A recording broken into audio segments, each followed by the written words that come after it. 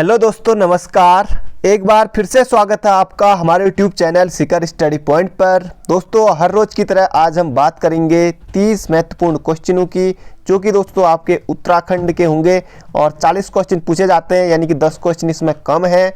पर कोई नहीं है, ये सीरीज़ हमारी हर रोज़ आती है दोस्तों। 30 हर रोज़ हमारी ये वीडियो आती है, लगभग शाम को हर रोज़ आपको दिया जाता है। अगर आप उत्तराखंड पुलिस कांस्टेबल एसआई की तैयारी कर रहे हैं, बीडीओ, बीपीडीओ, कनिष्ठ सहायक, पटवारी या फिर जो अभी सचिवालय रक्षक, अगर आप जिसमें उत्तराखंड पूछी जाती है तो आप इस वीडियो को देख सकते हैं। बहुत ही ज़्यादा इंपॉर्टेंट क्वेश्चन है दोस्तों। ये सिर्फ आपके प्रैक्टिस के लिए है, और बाकी जैसे कि मैंने आपको बताया है कि हर वीडियो में बताता हूँ कि आपको बुक से भी ज़रूर पढ़ना है। ये सिर्फ आपके प्रैक्टिस के लिए है। तो चलिए दोस्तों, शुरू करते हैं आज के इंपॉर्टेंट क्वेश्चन को। अगर आप चैनल पर नए हैं और अगर आपको हमारा प्रयास पसंद आता है, अगर अभी तक आपने चैनल को सब्सक्राइब नहीं किया है तो दोस्तों चैनल को सब्सक्राइब जरूर कर लीजिए। साथ ही बेल आइकन भी जरूर प्रेस करें, ताकि कभी वीडियो हमारी हर रोज़ आती है, ताकि आपको नोटिफिकेशन भी समय पर मिल सके। तो चलिए दोस्तों, शुरू करते हैं। पहला प्रश्न ये है दोस्तों आपके सामने, और दूसरा प्रश्न भी आपने देख लिया होगा। पहला प्रश्न है, निम्नलिखित में से कौन सी जनजाति लकड़ी की शिल्पकला के लिए जानी जाती है? इंपॉर्टेंट प्रश्न है।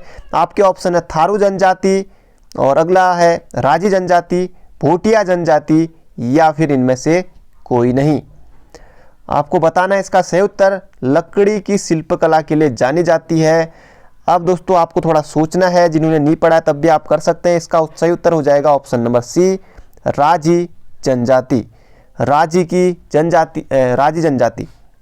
दोस्तों जैसे बुक में इस तरह से दिया है कि राजी जनजाति के लोग जो है काष्ठ कला में निपुण होते हैं। तो वही है कि काष्ठ कला या फिर कह सकते हैं कि लकड़ी की शिल्पकला के लिए। तो आयोग ने जब प्रश्न पूछा तो थोड़ा बदल के कि लकड़ी की शिल्पकला के लिए जो है कौन सी जनजाति जानी जाती है, तो बुक में भी इस तरह से दिया है कि लकड़ी की काष्ठकला। बाकी आप समझ जाएंगे। इसका सही उत्तर हो जाएगा ऑप्शन नंबर सी, राजी जनजाति। राजी जनजाति लोग दोस्तों प्राचीन काल से ये जंगलों में रहते आए, जंगलों में निवास करते हैं, और ये इनको जंगलों का राजा, इसलिए इनको कि जंगलों का राजा या फिर बनरौत भी इनको कहा जाता है। यह आप बिल्कुल याद रखेंगे। इनके त्यौहार दोस्तों कर्क संक्रांति और मकर संक्रांति, यानी कि कर्क संक्रांति जो हरेला होता है, मकर संक्रांति जो घुघुतिया होता है, वो इनके प्रमुख त्यौहार हैं। तो राजी के निवास स्थान को रतुड़ा कहते हैं। बाकी दोस्तों आगे क्वेश्चन आते रहेंगे थारू जनजाति के बारे में, भोटिया जनजाति के बारे में, तो आगे हम देखेंगे। अगला क्वेश्चन आपके सामने है, और ये भी बहुत ज़्यादा इंपॉर्टेंट क्वेश्चन है। डॉक्टर यशवंत सिंह कटोच, इनकी दोस्तों आप बुक भी पढ़ते होंगे, वो ऑप्शन में भी है। डॉक्टर यशवंत सिंह कटोच द्वारा निम्न में से कौन सी पुस्तक नहीं लिखी गई है?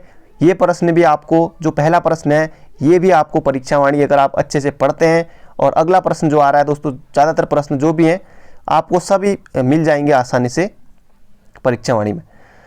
अगला प्रश्न है, निम्नलिखित में से ये तो हो गया है। अगला क्वेश्चन है, डॉक्टर यशवंत सिंह कटोच द्वारा निम्नलिखित में से कौन सी पुस्तक नहीं लिखी गई है? ये आपसे यहाँ पर पूछा गया है। उत्तराखंड के प्रमुख स्वतंत्रता सेनानी, ऑप्शन है मध्य हिमालय की चित्रकला, मध्य हिमालय का पुरातत्व, अगला है उत्तराखंड का नवीन इतिहास। खैर ये वाली बुक तो आपके पास जरूर होगी। अगला जो ऑप्शन है मध्य हिमालय का पुरातत्व, ये भी इनकी है। मध्य हिमालय की कला, ये भी इनकी है। तो ये यशवंत सिंह कटोच की इनकी बुक है। तो इसका सही उत्तर नहीं है पूछा है हमसे, तो ये ऑप्शन नंबर ए हो जाएगा हमारा बिल्कुल सही, उत्तराखंड के प्रमुख स्वतंत्रता सेनानी। अब ये किसकी है? तो ये है डॉक्टर धर्मपाल सिंह मनराल। डॉक्टर धर्मपाल सिंह मनराल, ये आप बिल्कुल याद रखिएगा। सिंपली जैसे उत्तराखंड के प्रमुख स्वतंत्रता सेनानी, एक नंबर के लिए इस तरह से भी पूछा जा सकता है किसकी है, तो आप बताएंगे डॉक्टर धर्मपाल सिंह मनराल। मध्य हिमालय की कला किसकी है, एक नंबर के लिए भी इस तरह से भी पूछा जा सकता है, या फिर मध्य हिमालय का पुरातत्व तो इस तरह से भी पूछा जा सकता है। तो ये आप बिल्कुल याद रखेंगे। अगला क्वेश्चन है, वन संरक्षण के लिए कल्याण सिंह रावत ने मैती आंदोलन कब प्रारंभ किया था? मैती आंदोलन दोस्तों ये एग्जाम में, अक्सर एग्जाम में पूछा जाता है। किसी न किसी कोई भी आंदोलन हो, अक्सर यहाँ से प्रश्न आते हैं। वन संरक्षण के लिए कल्याण सिंह रावत, पहली बात तो है कि मैती आंदोलन के प्रवर्तक, मैती आंदोलन के प्रणेता, जनक जो भी कहें, कौन थे? तो कल्याण सिंह रावत थे। एक क्वेश्चन आपका ये प्रश्न से ही बन जाता है। अब आपको बताना है कि ये कब प्रारंभ हुआ था, 1996 में, 1998 में, 97 में, या फिर 99 में। इसका सही उत्तर हो जाएगा वर्ष 1900, ऑप्शन नंबर ए हो जाएगा 1996।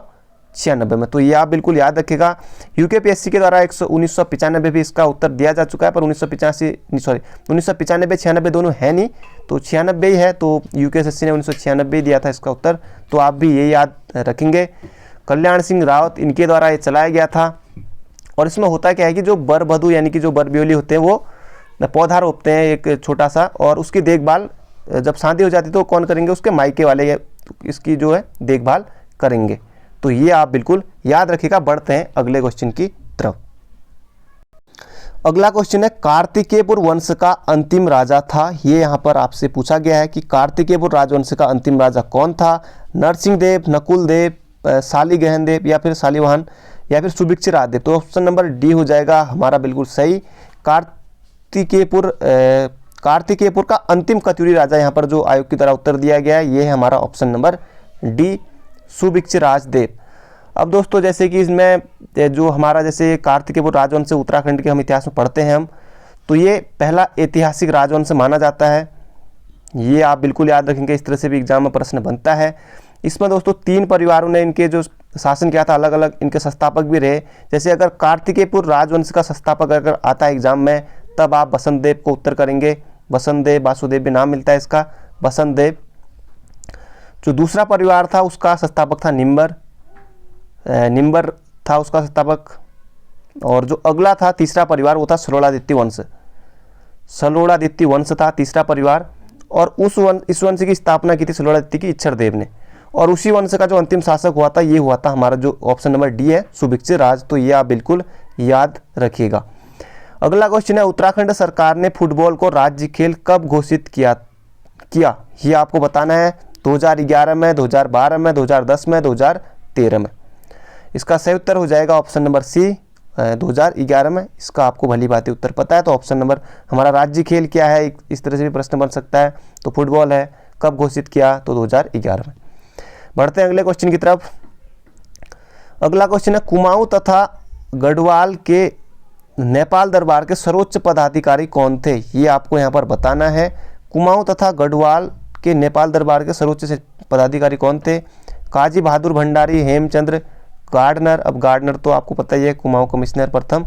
अमर सिंह थापा हो जाएगा हमारा ऑप्शन नंबर डी, बिल्कुल सही उत्तर है अमर सिंह थापा। अमर सिंह थापा दोस्तों जब गोरखों ने कुमाऊं पर आक्रमण किया था 1790 में, उस समय जनवरी का माह था, जनवरी 1790 में। तो उस समय अमर सिंह थापा था एक महत्वपूर्ण भूमिका निभाने वाला, या फिर नेतृत्व किया था इसने।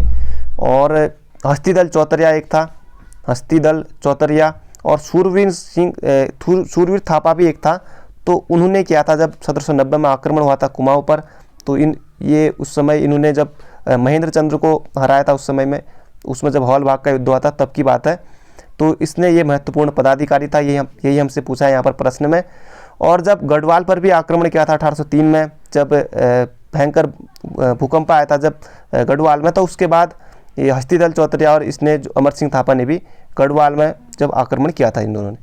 तो ये आपको याद रखना। अगला क्वेश्चन है गंगाराम और खीमादेव की स्मृति में प्रत्येक वर्ष खुमाड़ में शहीद दिवस मनाया जाता है। तो खुमाड़ में दोस्तों ये बात चल रही है सल्ट की, जो कि है अल्मोड़ा में। और अल्मोड़ा ये हुआ करता था सल्ट कांग्रेस का मुख्यालय हुआ करता था उस समय।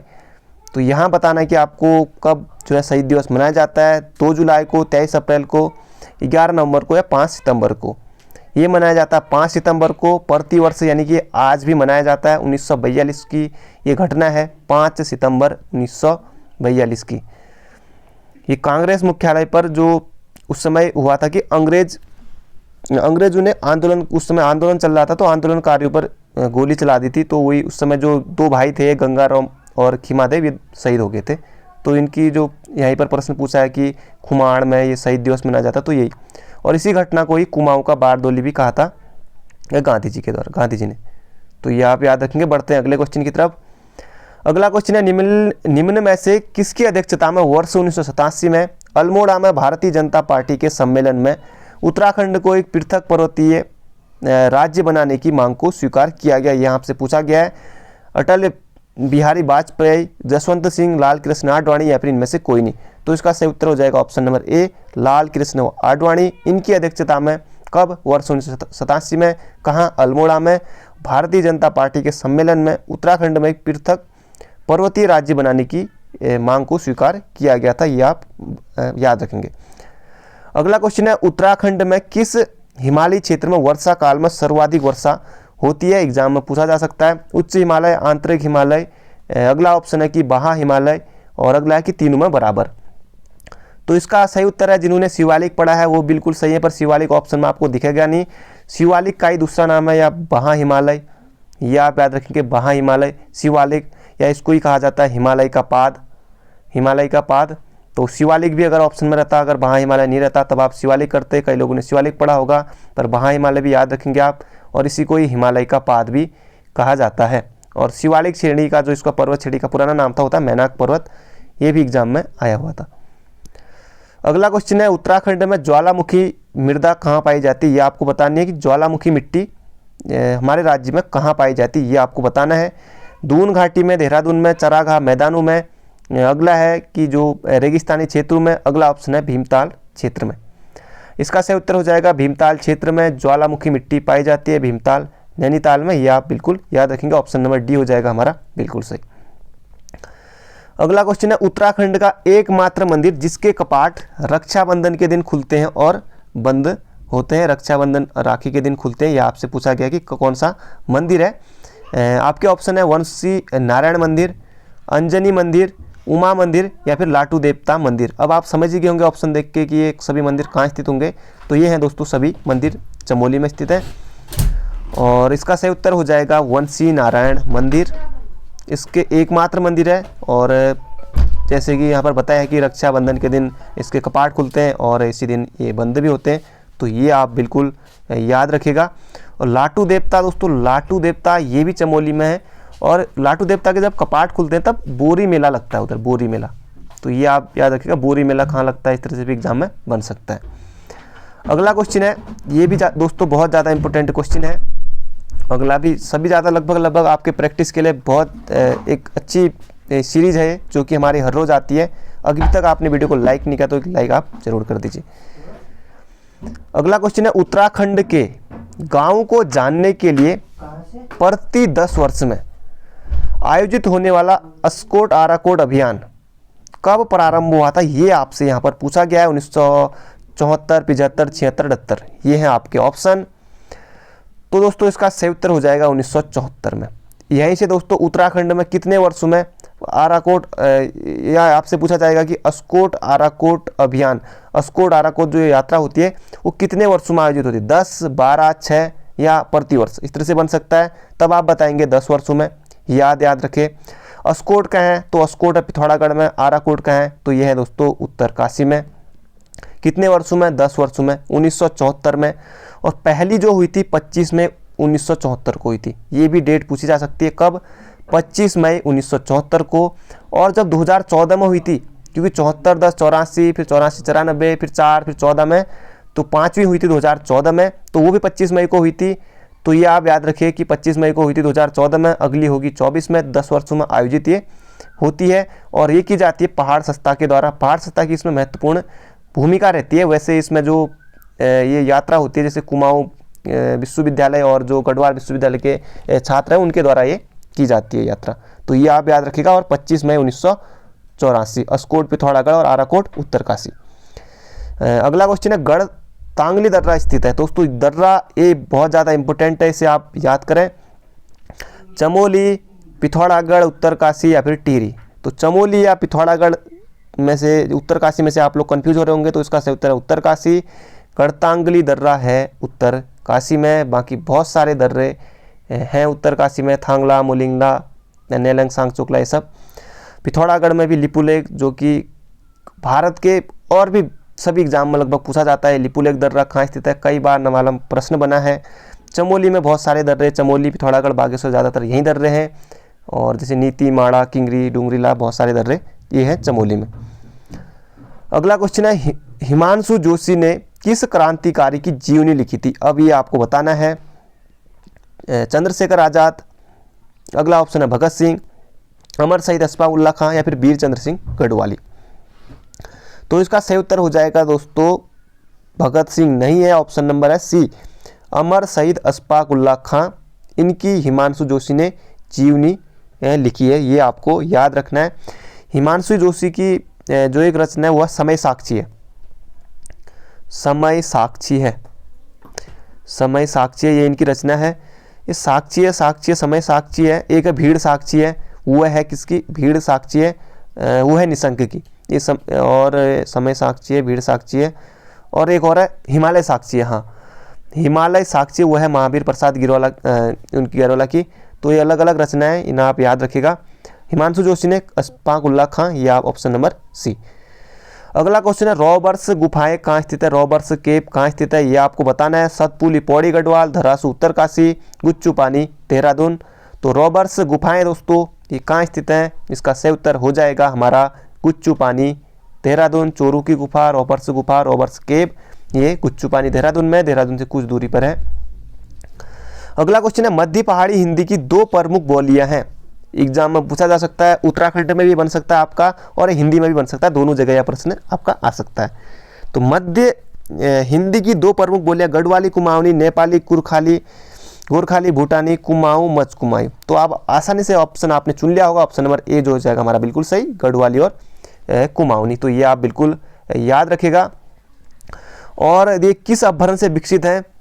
तो एक बार आयोग जो है कि सौरसेनी अभ्यारण्य से अगर ऑप्शन में रहे तब आप सौरसेनी करिएगा, खस रहे तो आप खस भी ऑप्शन में रहे तो खस आप जो है कि खस अभ्यारण्य से विकसित आप करेंगे। अगर खस रहे तो तब आप खसी करेगा, अगर दोनों रहे तो तब भी आप ज़्यादा खस कर सकते हैं। फिर सौरसेनी से ही, वैसे सौरसेनी ज़्यादा वो है तो आप इनमें से आप उत्तर करेंगे। अगला क्वेश्चन है कुमाऊं का कौन सा स्थान रंगवाली पिछौड़ी के लिए प्रसिद्ध है? तो रंगवाली पिछौड़ी के लिए जो एक परिधान ये जो ओढ़ते हैं जब कुछ भी अच्छा कार्य होता है तो घर में, तो रंग वाली जो ये पिछौड़ी होती है, अल्मोड़ा, रुद्रपुर या फिर हल्द्वानी या फिर काशीपुर। तो इसका सही उत्तर हो जाएगा दोस्तों अल्मोड़ा में। अल्मोड़ा में जो इसकी सही जगह है वो मैं बताऊं तो जैसे नंदा देवी मार्केट है तो उसी के आसपास थोड़ा सा अगर जाएंगे तो वही नंदा देवी जो मंदिर है वहीं पर ये रंगवाली पिछौड़ी के लिए जो है प्रसिद्ध, रंगवाली पिछौड़ी के लिए प्रसिद्ध वो आपको मिल जाएगा। अगला लता मंगेशकर ने किस गढ़वाली फिल्म में सर्वप्रथम गाना गाया था? ये आपसे यहाँ पर पूछा गया है। रैबार, खुदेड़, घर जमै या फिर ब्यों, ये आपको बताना है।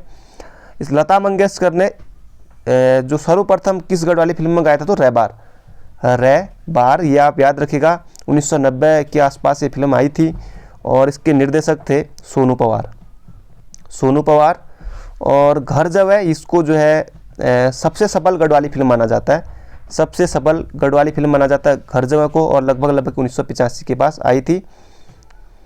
अगला क्वेश्चन है सैनिक स्कूल घोड़ाखाल नैनीताल कब स्थापित किया गया? इंपोर्टेंट क्वेश्चन है, बिल्कुल आप याद रखेंगे। 1951, 1966 और 1948 अगला है, इनमें से कोई नहीं। तो इसका सही उत्तर हो जाएगा 1966। डेट सीधे एग्जाम में आएगी 21 मार्च 1966 और याद रखेंगे आप। और जय मल्ल सिंह के द्वारा कहाँ स्थित है? घोड़ाखाल सैनिक स्कूल कहाँ स्थित है? घोड़ाखाल नैनीताल में, और घोड़ाखाल में ही गुलजू का मंदिर भी है। अगला है उत्तराखंड में हर्बल रिसर्च इंस्टीट्यूट स्थित है। कई बार ये प्रश्न पूछा जाता है, या तो इसकी स्थापना पूछी जा सकती है, जैसे यहाँ पर पूछा है कि कहाँ स्थित है, या फिर इंग्लिश में पूछ देगा कि जड़ी बूटी शोध, तो यहाँ पर हर्बल रिसर्च, ये तो इंग्लिश में पूछा जड़ी बूटी शोध एवं विकास स्थान कहाँ स्थित है, इस तरह से पूछा जाएगा। तो ये हो जाएगा गोपेश्वर चमोली में। स्थापना कब हुई थी? 1989 में। बहुत ज़्यादा इंपॉर्टेंट क्वेश्चन है, बुक में आपको आसानी से मिल जाएगा। अगला क्वेश्चन है राज्य में कब से किसान प्रोत्साहन पेंशन योजना लागू की गई? 2015, 14, 19, 18। इसका सही उत्तर हो जाएगा option number C, 2014, Harish Rawat ji के टाइम में आई थी। अगला क्वेश्चन है नीलांबर पंथ का संबंध है। नीलांबर पंथ का संबंध है, ये आपको बताना है। इंपोर्टेंट क्वेश्चन है, इसी तरह से मिलेंगे आपको एग्जाम में देखने को प्रश्न। भूविज्ञान से, अंतरिक्ष विज्ञान से, वनस्पति विज्ञान से, साहित्य से। नीलांबर पंथ दोस्तों ये हो जाएंगे अंतरिक्ष विज्ञान से, ये हैं अंतरिक्ष वैज्ञानिक। अल्मोड़ा से ये संबंधित हैं और इसरो से भी ये जुड़े थे, इसरो से। और इनके निर्देशन में जो एक SLV का सफल परीक्षण उस समय किया गया था। बाकी आपको साहित्य से तो बहुत मिल जाएंगे। वनस्पति विज्ञान से कौन संबंधित है, ये पूछा जा सकता है। वनस्पति से भैरव दत्त जोशी, ये आप याद रखिएगा। एक भैरव दत्त जोशी ये अलग है, वो वाले अलग हैं, जो आपने पढ़ा होगा। और ये वनस्पति विज्ञान वाले भरद्वाज जोशी अलग है, और खड़क सिंह वल्दिया ये हैं भूविज्ञान से। खड़क सिंह वल्दिया ये हैं भूविज्ञान से। अगला है पाथा क्या है? लंबाई मापने का पारस्परिक बर्तन, पानी पीने का पारंपरिक बर्तन, अनाज की मात्रा मापने का एक पारंपरिक बर्तन, या फिर ऊन मापने की एक पारंपरिक बर्तन। तो इसका सही उत्तर हो जाएगा, आपने सोच ही लिया होगा, ऑप्शन नंबर सी, अनाज मापने की एक पारंपरिक बर्तन इसे कहेंगे, ऑप्शन नंबर सी। और पाथा क्या था? जैसे धूली पाथा, ये अजय पाल ने चलाया था, धूली पाथा, धर्म पाथा, ये ऑप्शन नंबर सी हो जाएगा हमारा बिल्कुल सही। अगला क्वेश्चन है जनसंख्या से, और यहाँ पर आपसे पूछा है कि उत्तराखंड का जनसंख्या घनत्व कितना है। इंपॉर्टेंट क्वेश्चन है। अगर आयोग पूछने में आया तो एक ही पेपर में आपको 3 से 5 क्वेश्चन भी आयोग पूछ सकता है जनसंख्या से ही, और अगर आयोग का मन नहीं हुआ तो एक क्वेश्चन भी ना मिले, या हाँ हो सकता है एक क्वेश्चन आपको मिल सकता है एग्जाम में। तो जनसंख्या आपको पूरा पढ़ लेना है। 184, 159 और 189 या फिर 382। उत्तराखंड का जनसंख्या घनत्व है 189। 159 जिन्होंने किया था, जिन्होंने मन में सोचा था, वो 2001 के अनुसार था। यहाँ पर पूछा है 2011 के अनुसार, क्वेश्चन में इस तरह का कुछ नहीं दे रखा, पर 2011 के अनुसार है। और 382 ये है हमारे भारत का, हमारे देश का ये है 382। तो ये भी आप याद रखिएगा 2011 के अनुसार। अगली जो आएगी तब तक जो फाइनल आंकड़े आएंगे वैसी जनसंख्या तो पता लग जाएगा इसी, अगर अभी जनगणना होती है तो अक्टूबर नवंबर तक। बाकी जो फाइनल आंकड़े आएंगे वो लगभग कि 2023 तक आएंगे, पर तब तक आप लोग इसी बार 2011 की जनगणना ही पढ़ के आप अपनी जॉब निकाल सकते हैं। बाकी आगे आप जो भी करते रहेंगे तब आप फिर अगली वाली जो 21 की जनगणना आने वाली, तो आप तब आप फिर पढ़ लीजिएगा। अगला क्वेश्चन है आज का पहाड़ समाचार पत्रिका प्रकाशित होती है, कहाँ से होती है? टिहरी से, पिथौरागढ़ से, अल्मोड़ा से, या फिर उधम सिंह नगर से। आज का पहाड़ तो ये होती है पिथौरागढ़ से, आज का पहाड़। और एक और है मध्य पहाड़, ये होती है पिथौरागढ़ से। अगर सिर्फ आपसे पहाड़ आए, पहाड़ पत्रिका, तब होती है नैनीताल से। उत्तर आपका बदल जाएगा इतने में ही, या फिर सुमेलित करने के लिए भी दे सकता है, और भी जैसे बहुत पत्रिकाएं हैं।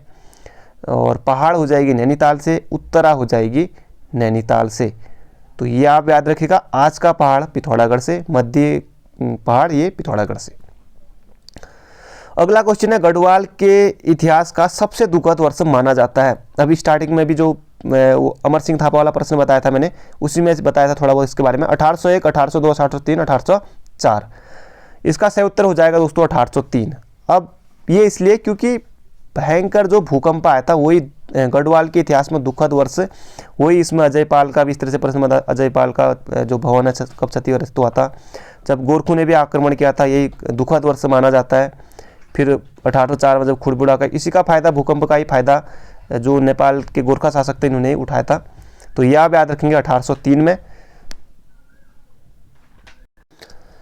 अगला क्वेश्चन है राज्य के वनों के विकास के लिए वन विकास निगम की स्थापना कब की गई थी? ये दोस्तों एक कल भी प्रश्न था और ये 1 अप्रैल 2001 को हो जाएगा इसका सही उत्तर। एग्जाम में आता है प्रश्न, उत्तराखंड वन विकास निगम की स्थापना कब हुई थी? तो 1 अप्रैल 2001। बहुत ज़्यादा इंपॉर्टेंट क्वेश्चन है, इसे बिल्कुल आप लोग याद रखेगा। अगला क्वेश्चन है ओली गुरसो फूलू की घाटी, दोस्तों ये कल भी आया था और इसका सही उत्तर हो जाएगा, ये हो जाएगी कहाँ? जोशीमठ में, जोशीमठ चमोली, ये आप बिल्कुल याद रखेगा। ओली गुरसो फूलू की घाटी, दूसरी फूलू की घाटी चिनाब घाटी, एक जो मुख्य फूलू की घाटी है वो फूलू की घाटी, सब कहाँ है? चमोली में। अगला क्वेश्चन है पिनाकेश्वर महादेव मंदिर, ये आपको बताना है कि कहाँ स्थित है पिनाकेश्वर महादेव मंदिर, ये यहाँ पर आपसे पूछा है। चंपावत में, बागेश्वर में, और अगला ऑप्शन है अल्मोड़ा में या फिर जागेश्वर में। तो पिनाकेश्वर महादेव मंदिर, पिनाकेश्वर अगर स्वर आ गया, महादेव नहीं भी है तो आप वैसे ही शिव जी का मंदिर हो जाएगा। जितने भी स्वर मंदिर मिलते हैं जो भी पीछे लगे होते हैं, तो ये हो जाएगा बागेश्वर में। बागेश्वर में कहाँ? कौसानी में, कौसानी में है। और कौसानी में दोस्तों, कौसानी किस पहाड़ी पर स्थित है? तो पिंगनाथ पहाड़ी पर, तो पिंगनाथ पहाड़ी पर है। और पिंगनाथ पहाड़ी जो है ये पिनाकेश्वर महादेव मंदिर है। और कौसानी को ही भारत का स्विट्जरलैंड भी कहा था, ये आप भली भांति जानते हैं। बढ़ते हैं अगले क्वेश्चन की तरफ। काफ़ी अच्छी जगह है कौसानी भी, अगर आप जाएंगे तो। अगला क्वेश्चन है निम्न में से कौन पद्मश्री व अर्जुन पुरस्कार से विभूषित नहीं है, ये आपसे पूछा है, नहीं है, ये आपको ध्यान रखना है कि प्रश्न में क्या पूछा है नहीं है। पर्वतारोही मधुमिता बिष्ट जिनको कि बैडमिंटन क्वीन कहा जाता है। और अगला ऑप्शन है बचेंद्री पाल, चंद्रप्रभा एतवाल या फिर केसर सिंह। मधुमिता बिष्ट को दोस्तों इनको मिला है पद्मश्री, यहाँ पर क्योंकि पद्मश्री और अर्जुन पुरस्कार क्वेश्चन इस तरह से बना है तो ये इनको मिला है पद्मश्री 2006 में। पद्मश्री 2006 में बैडमिंटन खिलाड़ी हैं और किससे संबंध है आएगा तो बैडमिंटन, और बैडमिंटन क्वीन इनको कहा जाता है, इनको मिला है, बिल्कुल सही है। बचेंद्री पाल, इनको बहुत सारे सम्मान मिले हैं। बचेंद्री पाल 24 मई 1984 को एवरेस्ट फतह किया था, सीधे सीधे डेट यही आपसे एग्जाम में पूछी जाती है।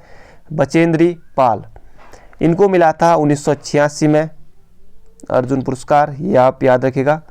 और अगला जो है चंद्रप्रभा एतवाल इनको मिला था 1981 में, ये भी इनको भी मिला है, तो ये ऑप्शन नंबर सी हो जाएगा हमारा बिल्कुल सही। यहाँ पर केसर सिंह, चंद्रप्रभा एतवाल माउंटेन गोड इनको कहा जाता है। अगला क्वेश्चन है किस अधिकारी द्वारा 1827 में पर्वतों की रानी, पहाड़ों की रानी मसूरी की खोज की थी? ये 1827 या फिर 1825 आपको मिलेगा, ये परीक्षावाणी में 1825 ही दिया है। 1827 में दिया है कि जो यहाँ एक पहली इमारत बनी थी मलिंगार होटल, वो बनी थी 1827 में, पर यहाँ पर जो क्वेश्चन में 1827 लिखा हुआ है, पर इसका आप ध्यान रखेंगे 1825 इसको कर लीजिएगा। और 1827 में जो मलिंगार होटल है वो इधर बनी थी करके। तो मसूरी पहाड़ों की रानी कहा जाता है मसूरी को, और किसने खोज की थी ये आपको बताना है। H G. Walton, sir George Everest, Eric Cornell या फिर कैप्टन यंग। तो ऑप्शन नंबर ए हो जाएगा हमारा बिल्कुल सही, कैप्टन यंग, इनके द्वारा 1825 में, याद रखेगा। एच.जी. वाल्टन दोस्तों एक इनकी बुक भी है, एच.जी. वाल्टन, इनकी बुक का नाम है, बुक का नाम क्या था इनकी दोस्तों अल्मोड़ा गजेटियर और British Garhwal gazetteer, Dehradun gazetteer, ये इनकी बुक है। और जो ऑप्शन नंबर सी है सर जॉर्ज एवरेस्ट, ये दोस्तों 1832 में भारत के सर्वेयर जनरल, ये इसके पद पर इन्होंने इनका एक जो कार्यालय स्थापित किया था यहाँ, ये आप याद रखिएगा। तो और पर्वतों की रानी मसूरी को ही कहा जाता है, और ये पर्वतों की रानी और पहाड़ों की रानी, पहाड़ों का राजा चक्राता को कहा जाता है, चक्राता, वो भी यहीं है दून में। अगला क्वेश्चन है डॉक्टर चंडी प्रसाद भट्ट को पर्यावरण क्षेत्र में पद्म भूषण कब मिला है, ये आपसे पूछा है। 2009, 2005, 2004, 2008। जिन लोगों ने अच्छे से नहीं पढ़ा उनको 2009 भी किया होगा कई लोगों ने, पर इसका सही उत्तर होगा ऑप्शन नंबर सी 2005 में। 2005 में इनको मिला था पद्म भूषण, क्योंकि इनको बहुत सारे सम्मान मिले हैं। अगर बात करें, अगर 1982 ऑप्शन में रहे और 2013 जैसे ऑप्शन में रहे, 2005 में तो खैर ये है ही है, 1986 ऑप्शन में रहे, तो इनको बहुत ज़्यादा सम्मान मिले, तो इसलिए बहुत इम्पोर्टेंट है। पद्म भूषण मिला 2005 में। 2013 में मिला है इनको गांधी शांति पुरस्कार, 2013 में बहुत ज़्यादा इंपॉर्टेंट है। और 1982 में रमन मैक्स से मिला है, ये आप याद रखें, 1982 में रमन मैक्स से, और गांधी शांति पुरस्कार 2013 में, ये इंपॉर्टेंट है। और यहाँ पर पूछ ही रखा है कि पद्म भूषण 2005 में। तो दोस्तों ये थे आज के क्वेश्चन, और 30 में से आपके कितने सही हुए तो ये आप कमेंट बॉक्स में बताइएगा। बाकी मिलेंगे कल को एक नई धमाकेदार वीडियो के साथ। थैंक यू, अपना ध्यान रखिएगा और तैयारी करते रहिए।